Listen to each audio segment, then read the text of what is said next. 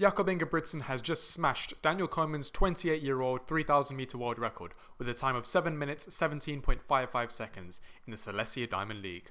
He stuck close to the paces, running around 7:23 pace, and then finished strong after a negative split. I made a video a few days ago where I argued that although he would be able to break the world record if the conditions were right, the projected weather in Silesia was going to be too hot for Jakob to handle, and that he would therefore not break the world record. Boy was I wrong, as the weather was a sweltering 29 degrees, and even then he was able to destroy the previous time.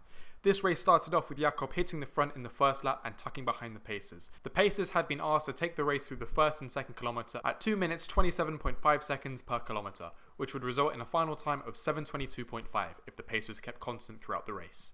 Jakob tailed the pacers closely, unlike his run in Lausanne, which to me suggests that he had the world record on his mind from the beginning. The field was immediately stretched out, with Kejelcha, Yehun and Aragawi leading the chase against Ingebrigtsen. Because not only was this race expected to feature a world record attempt, but it also included some of the previous fastest of all time in the 3000 metres.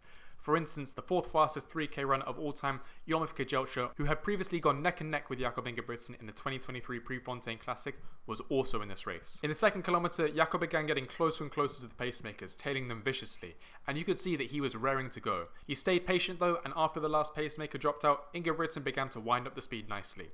He was sticking with 59 seconds per lap pace, but then began dropping low 58 lap paces, finally storming to the line, eyeballs out, to finish in a 55.4 second last lap, wiping the floor with the previous world record. Ingebrigtsen's time was ranked a stunning 1,319 points on the IAAF score calculator, which for those who don't know, scores performances in track and field based on how difficult the times are to achieve. For reference, the legendary 1500 meter world record of Hicham El Guerrouj is 1,302 points, which seems to seriously favour the idea that Jakob is on track for the world record. Given Jakob's form right now and the stacked field in the Zurich Diamond League on the 5th of September, which features the Olympic champion Cole Hocker, world champion Josh Kerr and bronze medalist Yared Nuguse, it seems likely that he's going to attempt the world record there. His fitness was slightly in the air after a mixed Olympic Games which saw him win the 5,000 metres but come 4th in the 1,500 metres. And Lausanne seemed to be a testing ground for him, which allowed him to confirm that he was in good form. He didn't take too many risks in Lausanne and instead decided to sit off the paces a little bit until he realised that he was feeling strong. By his own reaction after the race in Silesia, it seems that even he was stunned by this result, and it will be a huge confidence builder for him too. I was waiting for these two meets to make a prediction video on the Zurich Diamond League, but I think this result shows the answer is clear.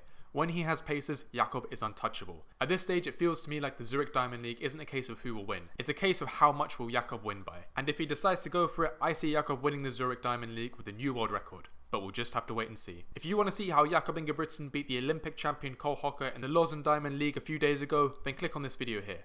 Thank you very much for watching, and I'll see you in the next one. Happy training.